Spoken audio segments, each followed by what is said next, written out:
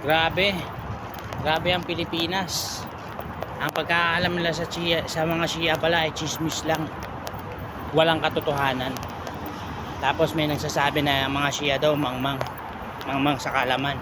Pero ang reality pala, ito palang mga nagsasabi ng ganito, mga Pilipino, yung iba, ustad pa nga. Tayo pala ang mangmang sa katotohanan ng pagsamba nila kay Allah Subhanahu wa Ta'ala. Bakit? Sabi nila, ano mga chismis tungkol sa Shia? Ang isa sa chismis tungkol sa mga Shia ay sinusumpa nila ang mga sahaba, which is hindi naman pala totoo. La hawla wala quwwata illa billah. Tapos ang mga Shia, sinasaktan nila yung sarili nila, hinihiwa nila ng espada, which is yung reality, hindi pala allowed sa kanila yon. Meron lang mga pasaway na ginagawa yon. Pero bakit nila ginagawa yon?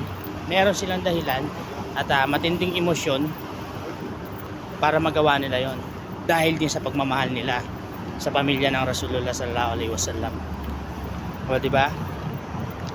Meron pa nagsasabi na ang mga Shia hindi daw nagsasala sa carpet. Hindi. Nagsasala yung mga Shia sa carpet.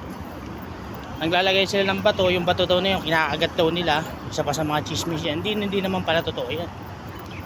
Kung mag-iisip ka nga lang naman talaga, kasi nagpapaniwala ka sa chismis. Mag-iisip ka din, yung bato kakagatin mo, kainin mo, ano ka tanga. O diba? So ngayon, ito palang mga nagkiklaim na to na mga alam na Muslim sa Pilipinas, na mga ustad pa yung iba. Yung palang pagkakaalam nila sa Shia, chismis lang pala. Yun lang. Chismis lang pala. Although hindi ko naman pinopromote na maging Shia tayo. So marami daw Shia sa Iraq. Hindi ko naman pinopromote yan.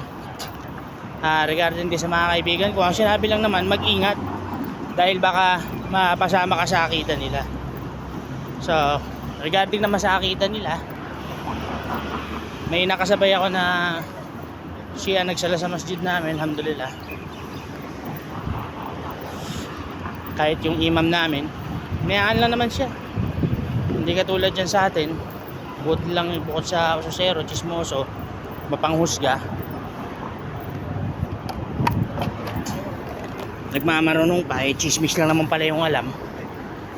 Oh, paano yun? Tapos yung mga supi, tinitira din. Samantalang nagkiklaim ka na ustads ka. At tanong, mahal mo ba si Propeta Muhammad sallallahu alaihi wasallam? Siyempre sasabihin mo, oo. Paano ko sabihin ko sa iyo yung mga tunay na nagmamahal sa kanya? Yung mga supi, mga supisim. Sila yung pinakamataas ang level ng pagmamahal sa huling sugo sallallahu alaihi wasallam. Alright, punta na ako ng tren.